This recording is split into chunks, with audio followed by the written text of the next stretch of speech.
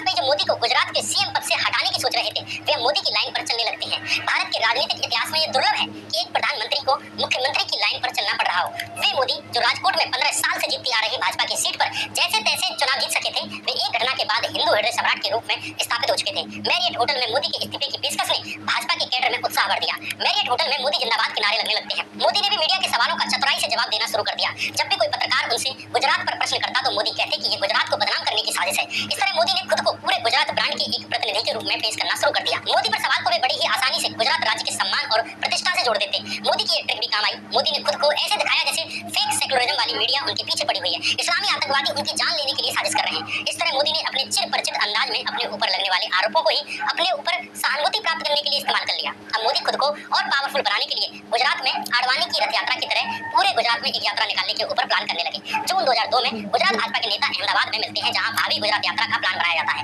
इस यात्रा को गुजरात गौरव यात्रा का नाम दिया गया। गुजरात दंगों को अभी 3 महीने पूरे नहीं हुए थे कि मोदी गुजराती अस्मिता के नाम पर राज्य की 182 विधानसभाओं में से 125 विधानसभाओं में अपनी गुजरात गौरव यात्रा निकालने जा रहे थे, जो 10 फेज में पूरी होनी थी। गुजरात दंगों के बाद गुजरात सांप्रदायिक आधार पर बढ़ चुका था, जिसे इस यात्रा के द्वारा और अधिक बांटकर वोट की फसल में बदलना था। इसलिए मोदी अब चाहते थे कि वे चुनाव जो 8 महीने के बाद फरवरी 2003 में होने वाले थे, वे कैसे भी करके जल्दी हो जाए। मार्च 1998 में बनी भाजपा सरकार, जिसमें केशुभाई पटेल और बाद में मोदी सीएम बनाए गए, उस विधानसभा का पूरा कार्यकाल यानी पूरे 5 साल मार्च 2003 में पूरे होने थे। लेकिन मोदी जल्द से जल्द चुनाव चाहते थे, इसलिए 19 जुलाई 2002 के दिन मोदी ने गुजरात के राज्यपाल एस.एस. भंडारी को अपने सीएम पद से इस्तीफा दे दिया और गुजरात विधानसभा भंग करने के लिए कह दिया। गुजरात विधानसभा भंग होने के बाद राज्यपाल ने अगली सरकार बनने तक मोदी को ही केयरटेकर मुख्यमंत्री बने रहने के लिए कहा। Governor SS. भंडारी भी मोदी की तरह ही आरएसएस के कार्यकर्ता थे। इस तरह चुनावों से 9 महीने पहले ही गुजरात विधानसभा भंग कर दी गई, ताकि गोधरा कांड और गुजरात दंगों के बाद सांप्रदायिक आधार पर बटे गुजरात में वोट की फसल काटी जा सके। टाइम्स ऑफ इंडिया अखबार की उस वक्त की खबर के अनुसार मोदी ने केंद्रीय चुनाव आयोग से कहा कि राज्य में जल्दी से जल्दी चुनाव किए जाएं। हालांकि चुनाव आयुक्त ने पहले ही कह दिया था कि गुजरात में अभी चुनाव करने लायक स्थिति नहीं है, लेकिन चूंकि उस वक्त केंद्र में भी वाजपेयी की सरकार थी, इसलिए अरुण जेटली भी चुनाव आयुक्त से खुद मीटिंग करके गुजरात में जल्दी से जल्दी चुनाव करने का दबाव डालते हैं। चुनाव आयुक्त ने जेटली से कहा कि वो जल्दी चुनाव कराने से पहले गुजरात राज्य का असेसमेंट करेंगे, ताकि ये देख सके कि स्थिति कैसी है। गुजरात में जल्दी चुनाव कराने पर उठ रहे सवालों पर भी मोदी ने अपनी ट्रिक खेल ली। मोदी ने अखबारों से कहा कि मैं जल्दी चुनाव कराने के संबंध में अनिश्चितताओं को दूर करना चाहता हूँ। कुछ ताकतों ने गोधरा कांड और उसके बाद हुई घटना का राजनीतिक लाभ उठाने की कोशिश की है। यह प्रयास आज भी जारी है। इसे समाप्त करने के लिए मैंने जनता के पास जाने का फैसला लिया है, जो अंतिम निर्णय लेने वाले मोदी के जल्दी चुनाव करवाने की चाह के कारण 121 रिलीफ कैंप्स को बंद कर दिया जाता है। महज 8 टेम्पररी रिलीफ कैंप ही बचे। मोदी इन रिलीफ कैंपों को बंद करवाकर चुनाव आयोग को यह दिखाना चाहते थे कि गुजरात में सब ठीक है, लेकिन चुनाव आयोग ने 16 अगस्त 2002 के दिन कहा कि अभी गुजरात में स्थिति सामान्य नहीं है, इसलिए अभी चुनावों में कुछ देरी है। ऐसा कोई तरीका नहीं बचा जिसे मोदी ने चुनाव कराने के लिए इस्तेमाल नहीं किया हो। भले ही इलेक्शन कमीशन ने अक्टूबर तक चुनाव न कराने की बात कही, लेकिन मोदी पूरे इलेक्शन मोड में चले जाते हैं। गुजरात दंगों के माहौल में हिंदू मतदाताओं को रिझाने के लिए मोदी ने सितंबर 2003 में ही गुजरात गौरव यात्रा शुरू कर दी। इस यात्रा का उद्देश्य गुजरात की छवि पर हो रहे कथित हमले पर जवाब देना था, लेकिन असल में ये यात्रा हिंदुओं के सामने खुद को उनके रक्षक के रूप में दिखाना था, ताकि गुजराती बहुसंख्यक समाज मोदी का वोटर बन जाए। कुछ ही महीने पहले जिस राज्य में नरसंहार हुए, हजारों लोगों की हत्याएं हुई, लाखों लोगों के घर उजाड़े गए, उस माहौल में भी नरेंद्र मोदी पॉलिटिकल बेनिफिट लेने की कोशिश कर रहे थे। जल्दी चुनाव कराने के लिए बंद किए गए राहत शिविरों यानी रिलीफ कैंपों को लेकर मोदी ने घोर असंवेदनशील बयान देते हुए कहा, क्या भाई हम राहत शिविर चलाएं? क्या मुझे वहां बच्चे पैदा करने वाले केंद्र शुरू कर देने चाहिए? हम दृढ़ संकल्प के साथ परिवार नियोजन की नीति पर चलकर प्रगति हासिल करना चाहते हैं। हम 5 और हमारे 25 किसके नाम पर ऐसा विकास किया जा रहा है? क्या गुजरात परिवार नियोजन लागू नहीं कर सकता? हमारे रास्ते में कौन सा रोड़ा आ रहा है? कौन सा धार्मिक पंथ आड़े आ रहा है? गरीबों तक पैसा क्यों नहीं पहुंच रहा है? अगर कुछ लोग बच्चे पैदा करते चले गए तो बच्चे साइकिल पंचर की मरम्मत ही करेंगे। ऐसे लगता है ये बयान कोई नफरती चिंटू दे रहा है, लेकिन ये भाषण मुख्यमंत्री जैसे पद पर बैठा आदमी दे रहा था। मोदी समय से पहले चुनाव करवाने के लिए इतने उतावले हुए जा रहे थे कि तुरंत चुनाव कराने से इनकार करने वाले चुनाव आयुक्त को भी उन्होंने नहीं छोड़ा।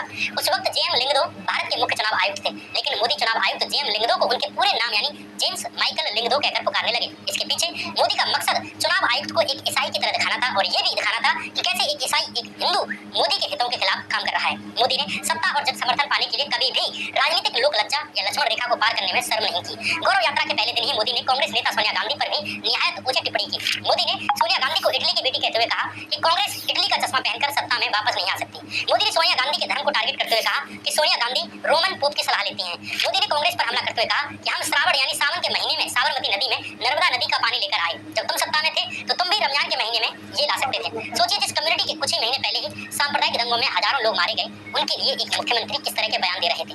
वे लोग जिनके घर के सभी सदस्य उनकी आंखों के आगे जिंदा जला दिए गए, उनकी आंखों के आगे जिनके घर उजाड़ दिए गए, उन पीड़ितों को लेकर मोदी कैसा बयान देते हैं कि क्या मुझे वहाँ बच्चे पैदा करने वाले केंद्र शुरू कर देने चाहिए? हम 5 और हमारे 25, ऐसे बयान वो भी एक मुख्यमंत्री के मुंह से। एक तरफ मोदी गुजरात गौरव यात्रा के बहाने गुजरात का माहौल खराब करना चाहते थे, तो दूसरी तरफ प्रधानमंत्री वाजपेयी गुजरात के संवेदनशील वक्त में गौरव यात्रा निकालने के पक्ष में नहीं थे। वहीं आडवाणी भी मोदी के भड़काऊ बयानों से प्रसन्न नहीं थे, लेकिन मोदी की इस गौरव यात्रा को ग्राउंड पर बहुत समर्थन मिला। गुजरात की 182 विधानसभाओं में से 165 विधानसभाओं से होकर गुजरी इस यात्रा के दौरान ही मोदी हिंदुत्व के सबसे बड़े रक्षक और मसीहा के रूप में स्थापित हो गए। मोदी एक ऐसे हिंदू आइकन बन गए जिसका सपोर्ट हर कास्ट में था।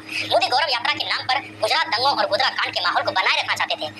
इस यात्रा के 7 फेज पूरे हो चुके थे और मोदी 8वें फेज की यात्रा कर रहे थे। कल 28 अक्टूबर 2002 के दिन केंद्रीय चुनाव आयोग ने गुजरात में विधानसभा चुनावों का ऐलान कर दिया। गुजरात में अब 12 दिसंबर 2002 के दिन वोटिंग होनी थी और काउंटिंग 15 दिसंबर के दिन होनी थी। आखिर मोदी जो चाहते थे वो थोड़ा लेट लेकिन फिर भी तय समय से पहले होने जा रहा था। 2001 के अक्टूबर महीने में गुजरात का सीएम बनकर आए मोदी और अब के मोदी में जमीन और आसमान का अंतर था। मोदी गुजरात भाजपा को अपने हाथ में ले चुके थे और भाजपा के पुराने नेताओं को धीरे धीरे साइड कर चुके थे। अब वक्त था उन्हें हरीन पांड्या से बदला लेने का, जिन्होंने मोदी के लिए एलिस ब्रिज सीट छोड़ने से इनकार कर दिया था, जिसके बारे में मैंने आपको पहले बताया था। अहमदाबाद की जिस एलिस ब्रिज सीट से हरीन पांड्या पिछले 15 साल से चुनाव जीतते हुए आ रहे थे, मोदी ने उस सीट को अब हरीन पांड्या को देने से इनकार कर दिया। अब हरीन पांड्या पहले जितने मजबूत नहीं रह गए थे। पहले वे मोदी के बराबर के कद के नेता थे, लेकिन अब मोदी हिंदुत्व के हीरो बन चुके थे। आरएसएस और भाजपा दोनों की लीडरशिप ने मोदी को ये जिद छोड़ने के लिए कहा, लेकिन मोदी अड़ गए। विधानसभा चुनावों में बस अब 1 महीना बचा था। नवंबर 2002 में आरएसएस नेता मदन दास देवी, आरएसएस प्रमुख के सुदर्शन और उनके डिप्टी मोहन भागवत और भाजपा नेता लाल कृष्ण आडवाणी और अटल बिहारी वाजपेयी का संदेश देने के लिए मोदी से मिलने के लिए पहुंचते हैं, लेकिन मोदी ने बात नहीं मानी। मदन दास देवी देर रात तक मोदी के आवास पर रुके। आरएसएस और भाजपा के शीर्ष नेतृत्व के दबाव के बावजूद मोदी ने हरीन पांड्या को उनकी सीट नहीं दी। इस तरह मोदी ने 1 साल के भीतर ही गुजरात में अपने सबसे बड़े प्रतिद्वंदी और गृह मंत्री जैसे ताकतवर पद पर रहने वाले हरीन पांड्या का राजनीतिक करियर खत्म कर दिया। 12 दिसंबर 2002 के दिन गुजरात में वोटिंग होने जा रही थी। 12 दिसंबर के दिन गुजरात में करीब 50,000 शादियां भी होने जा रही थी।